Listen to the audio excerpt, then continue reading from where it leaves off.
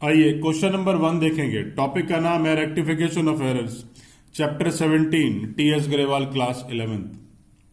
आइए देखें क्वेश्चन में क्या दे रखा है। क्वेश्चन में हमसे मांगा गया है how will be the following errors rectified.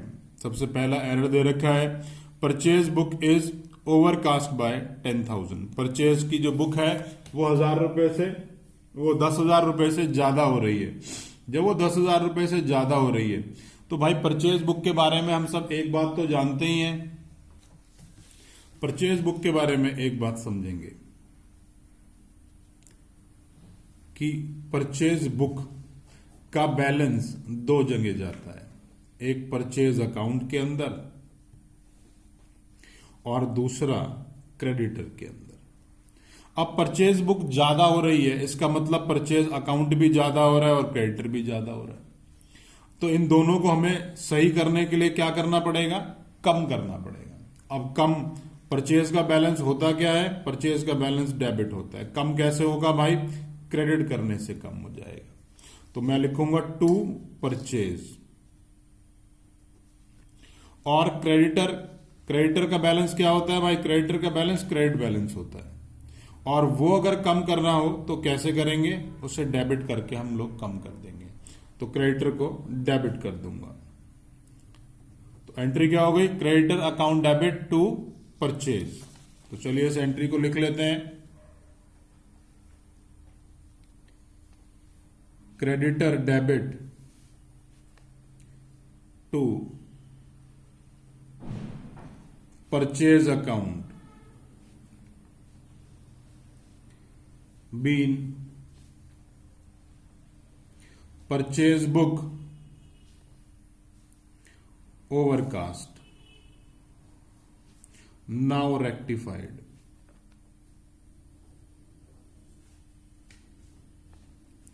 ₹10,000 से परचेज बुक ज्यादा हो रही थी तो ₹10,000 से हमने परचेज बुक का बैलेंस जो है वो कम कर दिया।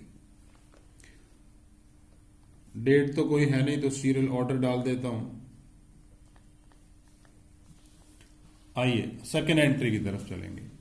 देखें सेकेंड एंट्री में क्या लिखा है। सेकेंड एंट्री में लिखा है purchase return book is overcast bye 1,000। Purchase return book ₹1,000 से ज्यादा हो रही है। जब परचेज रिटर्न बुक ₹1,000 से ज्यादा हो रही है तो देखें वो कैसे रेक्टिफाई होगी। अब देखेंगे परचेज रिटर्न बुक के बारे में।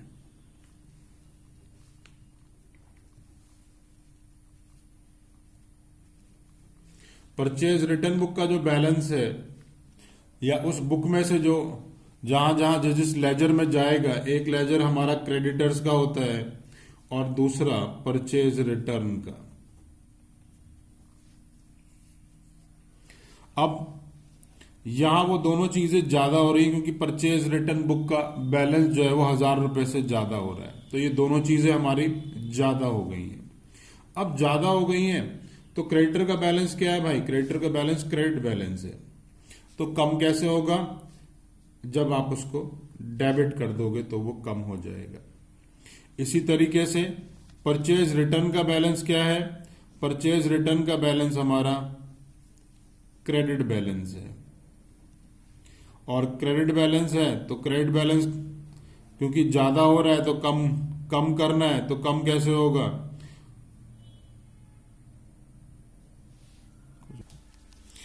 यहां पर जो है परचेज की वैल्यू, परचेज रिटर्न की वैल्यू तो इंक्रीज हो जाएगी, लेकिन क्रेडिटर जिसको हमने माल वापस कर दिया है उसका बैलेंस कम होना चाहिए। अब क्योंकि ₹100 से आपने ज्यादा रिकॉर्ड कर दिया है, सॉरी ₹1,000 से, तो परचेज रिटर्न ₹1,000 से बढ़ गया, लेकिन ₹1,000 से क्रेडिटर कम हो गया। अब क्रेडिटर कम हो गया तो बढ़ेगा कैसे? क्योंकि उसका तो क्रेडिट बैलेंस है, बढ़ेगा कैसे? क्रेडिट करके बढ़ जाएगा। परचेज रिटर्न का हमारा क्रेडिट बैलेंस है, ज्यादा हो रहा है, ठीक है जी, तो वो कम कैसे होगा? वो कम होगा हमारा डेबिट करके। तो जर्नल एंट्री क्या बन जाएगी?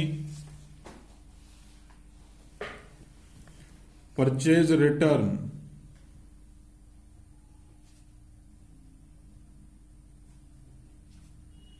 Account debit to creditor 1000.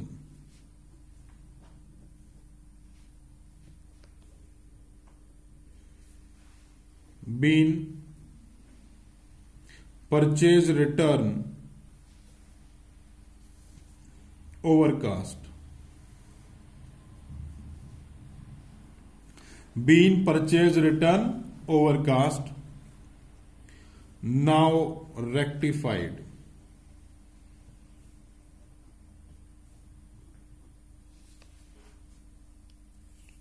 चलिए थर्ड पॉइंट की तरफ चलेंगे भाई. Purchase return book balance is carried forward in excess by 100 rupees. 100 रुपए से परचेज रिटर्न बुक का बैलेंस जो है हमने वो ज्यादा कर दिया.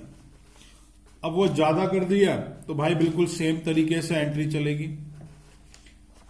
जैसे अभी हमने समझा कि परचेज रिटर्न बुक में अगर कुछ भी ज्यादा हो रहा है तो उसका फर्क क्या पड़ेगा. परचेज रिटर्न का बैलेंस तो बढ़ जाएगा लेकिन क्रेडिटर का बैलेंस कम हो जाएगा. अब जब क्रेडिटर का बैलेंस कम हो जाएगा तो क्रेडिटर का बैलेंस क्या है.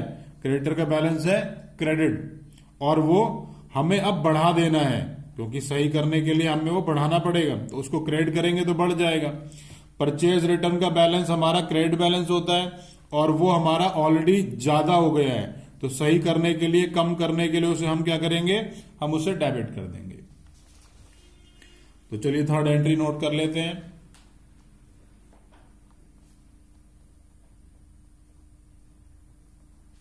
Purchase return account debit to creditor. 100 रुपए से परचेज रिटर्न को हमने ज्यादा कैरिड फॉरवर्ड कर दिया था तो वो 100 रुपए से हमने क्रेडिटर को कम कर लिया. वो क्रेडिटर को तो इंक्रीज कर लिया और परचेज रिटर्न को हमने कम कर दिया. Been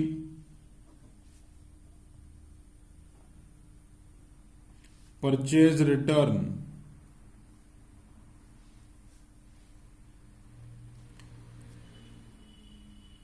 overcast, now rectified.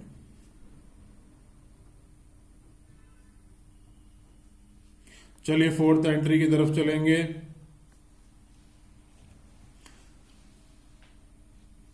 Purchase book balance is carried forward in access.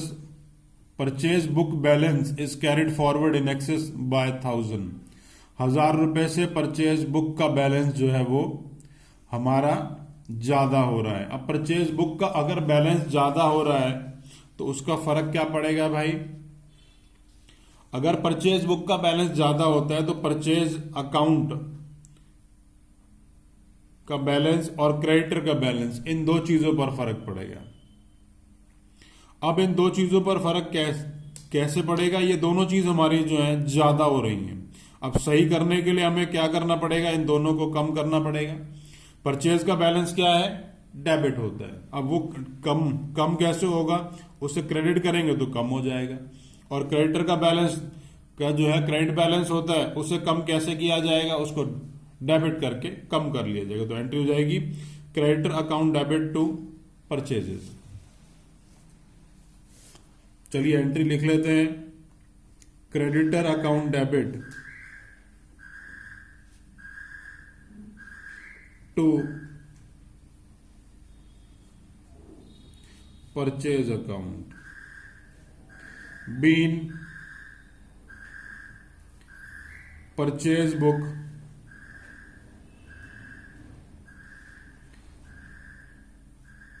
carried forward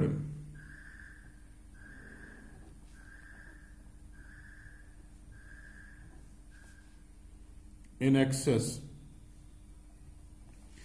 now rectified.